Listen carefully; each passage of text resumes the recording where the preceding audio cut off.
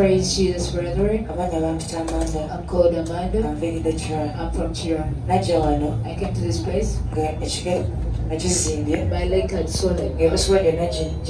All the veins were swollen. I was feeling pain, but I don't know where the problem was. But I went here and I did a prayer chat. The servant of God prayed for me. When you prayed for me, I took the step of faith. And I went back home. The following day, Monday,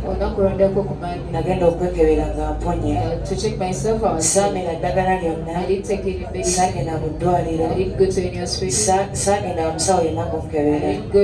I didn't go for a checkup. But